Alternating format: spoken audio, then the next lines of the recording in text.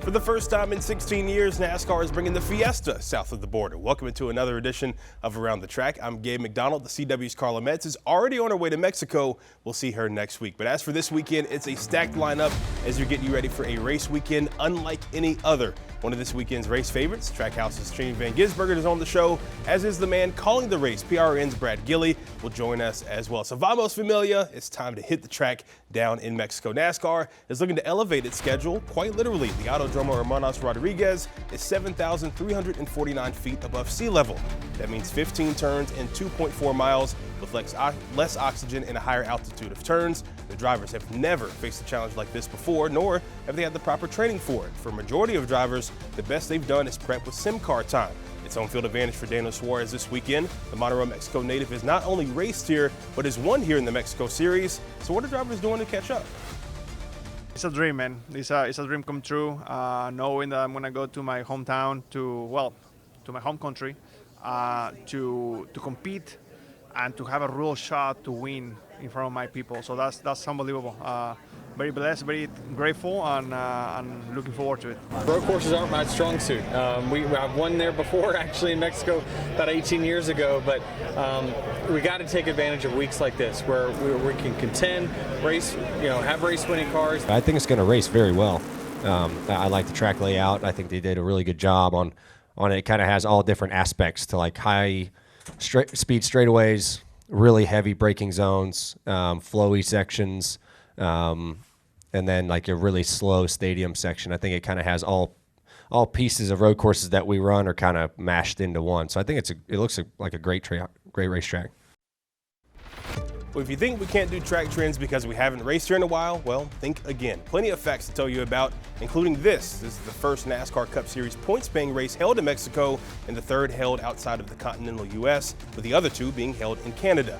If it's a new track to the circuit, there are three names to watch out for: Chase Elliott, Ryan Blaney, and Joey Logano. These three drivers combined for 7 of the last 11 wins at point-paying new events. If you win a stage, it doesn't necessarily mean that you're winning the race. In fact, a stage winner is winless in the last 7 road course races. Kyle Busch and Denny Hamlin have wins at this track in the Xfinity level, as they did it in 2008 and 2006, respectively.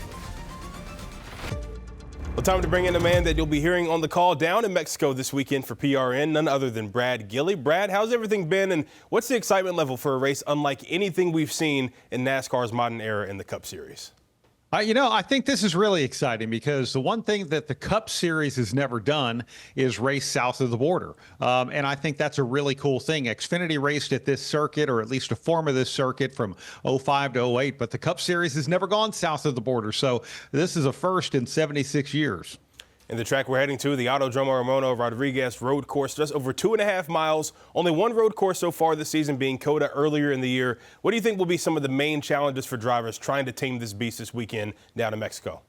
I think there's a few of them. Number one, it's a new course. But the great thing is this circuit is new to everyone practically. And I think that really levels the playing field. And then it just comes down to skill, not necessarily knowledge. Even though a handful of drivers have raced on this circuit before, like Brad Keselowski, Kyle Busch, Denny Hamlin, I think for the most part, this version of the circuit especially is new to everyone. But the other thing, Mexico City is at 7,300 feet in elevation. That's about 6,500 feet higher in elevation than Charlotte, North Carolina, where most of these drivers live. And that's going to be a big difference maker for them. You've heard of drivers all week talking about how they've been trying to do some altitude training and a lot of different things like that. But the fact of the matter is this is still an endurance sport, and they're going to be doing it well above sea level, much higher than what they're used to. And you mentioned the elevation as well. These drivers have really only been getting sim time and not a lot of time, on the track, running actual laps to get used to the elevation and other things. Just how is that going to play a part in the action we see this weekend too?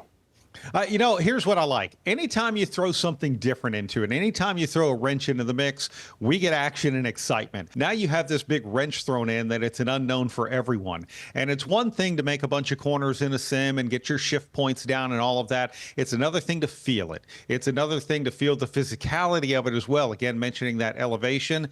And who knows, if Mother Nature decides to come into play, it could be a whole different ball game if they're actually racing on a wet racetrack as well.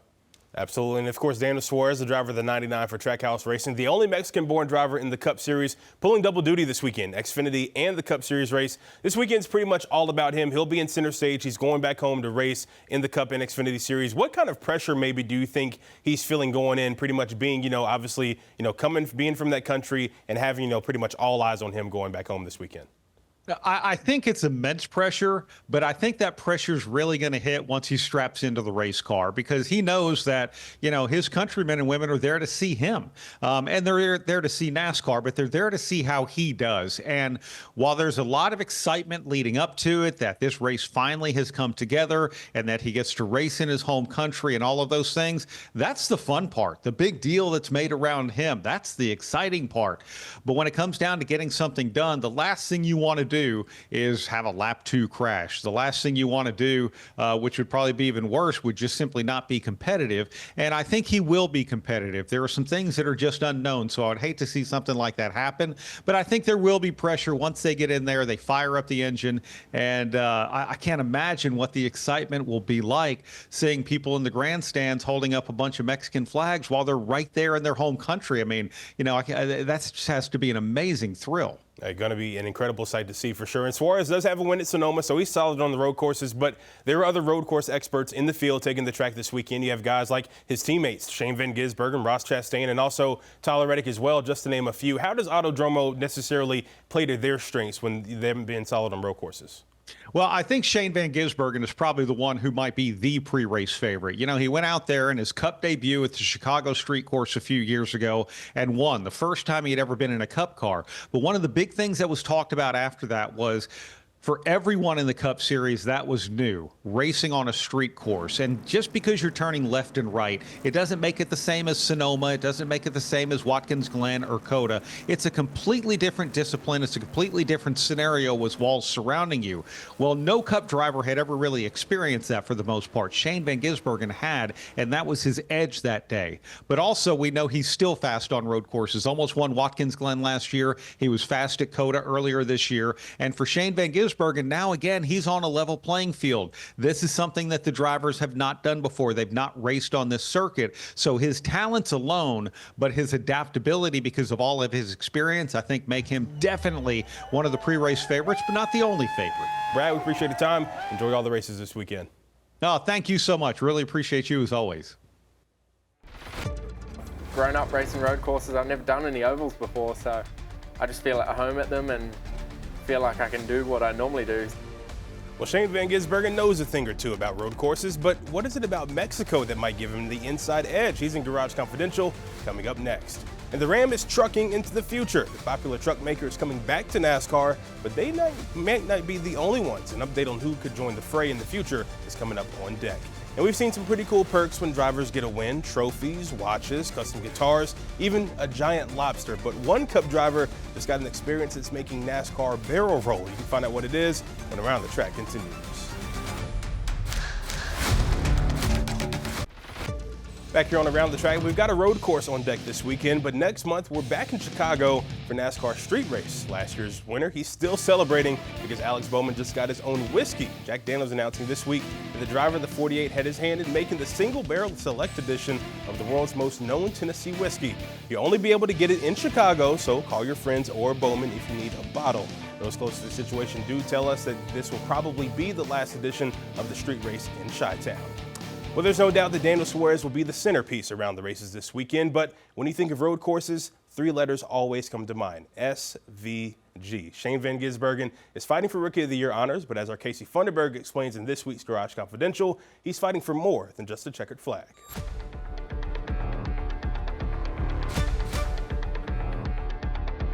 I'm joined by the driver of the number 88 car for Trackhouse Racing, Shane Van Gisbergen. Shane, we are headed to Mexico, a little south of the border trip, and the first time NASCAR has been internationally in years. So how does it feel being able to be a part of a race series that hasn't happened in so long? It's certainly exciting. I've never been there either, so yeah, it's been a lot of new places the last few years for me, so looking forward to one more. Okay, you've never been there, but what have you heard about this track? Well, it looks very difficult, tight and twisty, and also the high elevation, hot temps. I think with less elevation, it makes it, less downforce and stuff. So The first straight's 1.2K. It's really long and then really tight corner at the end. So it's going to be pretty crazy to see what just the bottleneck happens at the end of the straight. So yeah, I think it's going to be carnage. But on the simulator, it flows really nicely. I think there's a lot of passing zones. So racing should be good. This is one of the higher elevation courses you all are going to have to drive on. So when you're preparing for a race like that, does that change your strategy at all? Like, how do you go into a race with higher elevation? It's so hard to know. Like, I've never raced anywhere that's that high. So,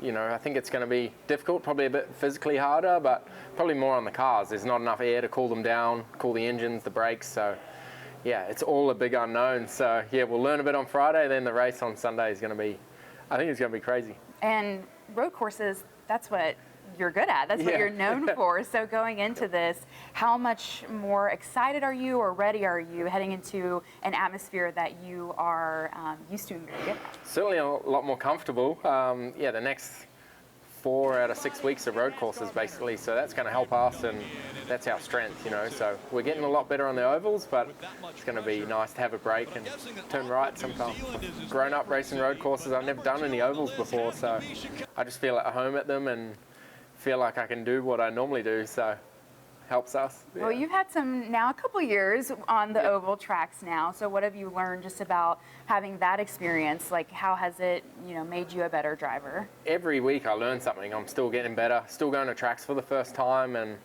I feel like, yeah, our running position is getting better and better, and yeah, we're really in the mix now, which is cool. So we're making progress, and it's going to be a nice break to do some road courses, but I really think we're going to be strong on ovals by the end of the year. Have some guys come to you at all for maybe advice or tips going into the weekend? Yeah, and my teammates, I lean on them on the ovals, you know, and we work closely together, and then on the simulator for Mexico, they ask me questions, and, you know, now I can give them info. So, yeah, it works both ways. Going into an international race, there's a little more travel involved, maybe leaving a little bit earlier. Does that kind of change things for you at all? Not really. You know, like I did a lot of traveling back and forth to Europe when I was living in Australia, so it's kind of normal for me, but it's amazing how many people didn't have passports here or hadn't left America before. It's pretty cool to see people who are going to experience something for the first time. Well, you've only been living in America for about full-time for like a year and a half, yeah, maybe? That's right.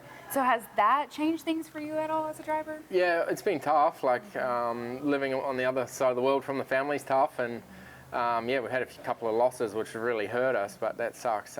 So yeah, I wish I could get home more, but it's pretty hard when you race every week. You just don't have the time. So yeah, I miss home a lot, but it's cool to be here. So when you just think about you as a driver and you think about your time here at Trackhouse and you think about the future, what's in store for Shane Van Gisbergen?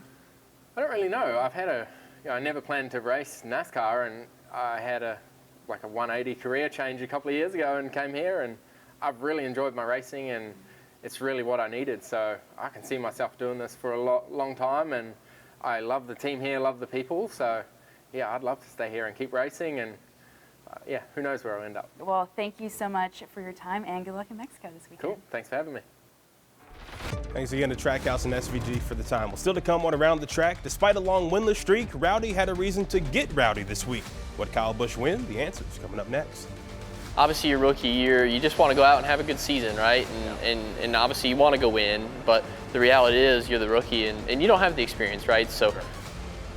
Carson Kvapil is rushing up the leaderboard in NASCAR's Xfinity Series. He's already in the lead for Rookie of the Year, but he feels like something is going to happen first. Found out what that is when Around the Track continues. Back here on Around the Track, the manufacturing expansion is finally here. Last week in Michigan, NASCAR's worst-kept secret was brought to life. Ram is back in NASCAR. Next year, you'll see them in the Truck Series. Now, there is talk about its parent company, Stellantis, eventually putting Dodge back into the Cup Series as well. While all the company would confirm is Ram back in trucks, sources tell us that 2027 is a target year to get a fourth manufacturer in the Cup Series. Dodge had teams from 2001 until 2012 in NASCAR, even winning a Cup championship with Brad Keselowski at Team Penske in 2012. Well, the Xfinity Series is back after having a week off, but if you ask Junior Motorsports' Carson Kvapil, there are no days off. Our Joey Ellis sat down with Dale Earnhardt Jr.'s driver of the #1 to see what makes the future so bright for this young racer. All right, the Xfinity Series has a very talented 8-driver rookie class this season. This guy right here is one of them, Carson Guapo. You drive the #1, now full-time for Junior Motorsports. We'll get to more on that in a second. It's a busy weekend for NASCAR heading south of the border to Mexico. Just first off, the season to this point, how's it been? It's been pretty good, honestly. I knew coming into the season it was going to be a little tough, right? Rookie seasons usually, sometimes they're great, right? But for the most part, it seems like it can be a little bit of a struggle. There's highs and lows, of course, obviously. A lot of these racetracks I've never been to before, so a lot of first-time learning experiences and whatnot. There's been some tracks where I've been to before and we've ran pretty good, and there's been also some tracks where I haven't been before and I've ran good too. So it's definitely been strong. Obviously, we're looking for our first win. I think that's going to be hopefully coming up shortly. But I think this whole #1 team, they give me a fast enough race car where week in and week out, I feel like I can go run for the win, and hopefully going to Mexico here. The road course stuff's not really my forte in my background, but we ran COTA earlier in the year, and we were going to run second. Had a flat tire at the end, but we had a really strong day going. So really excited to go into Mexico, and really think we can build some points this weekend and have a great weekend. What's your confidence working with this team? There's obviously great drivers currently here, great drivers who've come through. For you, how much peace of mind does that give you knowing you're with one of the best teams in the sport? Yeah, it's a great peace of mind. Obviously, having Justin to lean on is a huge key factor for us. Me, Sammy, and Connor, we can go at each other and try to learn some stuff off each other at the racetrack, but really Justin's the most experienced guy we have here, and he runs really good. So, week in and week out, he's won a few races this season, and having him there, he's very helpful. And you obviously have Dale Jr. and everyone else here that you can lean on that will help you out whenever you need it. 3 top 5s for you this season. You talked about COTA really neck and neck until, as you said, some late race issues. How do you kind of process those so close results to winning and not getting the result you wanted, but kind of how do you build on those over the course of a season? Yeah, obviously it's not fun when you're running top 3 and you have an issue at the end of the race or something like that, but at the same time it's kind of like, man, we had a good day going, it was all right. This whole year we've had a lot of speed, it seems like, and there's been a handful of times where it just doesn't really work out, or something silly like that happens. And obviously when we go out and have a good day and follow it up with a good finish, it's even better. There's been a lot of talk about this rookie class in Xfinity for good reason as well. How much do you enjoy being part of that and kind of racing against them, but also being part of just this younger generation that has a lot of talent, a lot of potential? Yeah, I like it. Obviously, I feel like this year's rookie class is pretty strong. Obviously, having Connor and Christian and Daniel, I know there's more, but off the top of my head. But obviously, the experienced guys have the experience, and the veterans of the series, and in some ways it's a lot easier, but it seems like for us young guys, we don't really know what we're doing, so everything we do is a learning experience, and having a veteran like Justin and then just going to the racetrack and doing it as a rookie and figuring it out's a really good combo. Looking ahead to Mexico, we talked to Blaine Perkins a week ago. He said he had never even left the country when we were talking about that. First off, have you left the country? Yes, it's been since I was a kid, but okay, yes, I've left the country. It's been a minute, but secondly, has racing taken you out of the country? If not, just what's the excitement level to get there? It's I've never raced out of the country, that's for sure. I'm excited. I think for me, it's going to be cool to see something different, right?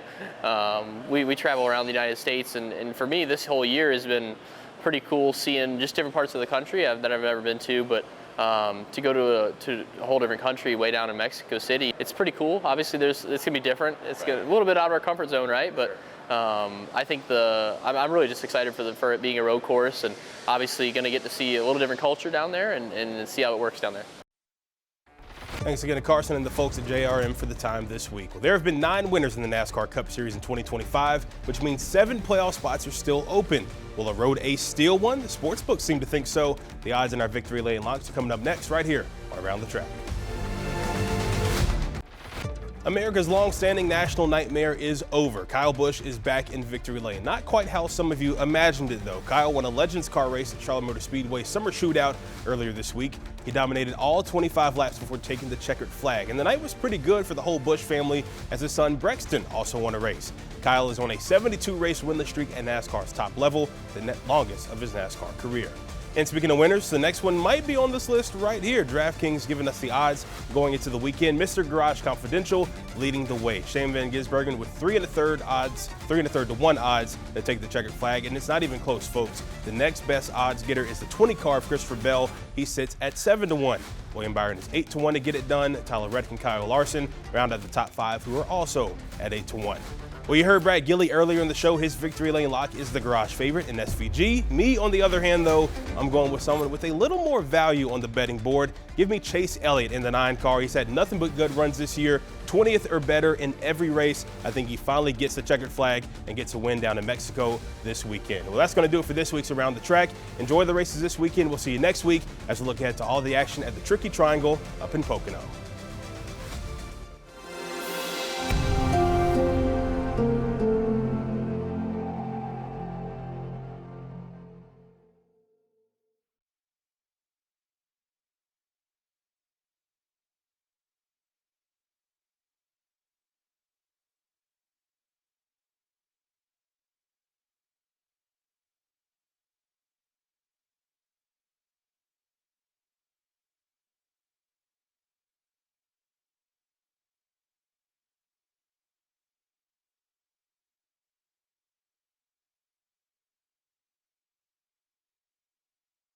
Queen City News Plus. Just search Queen City News on your smart TV's app store.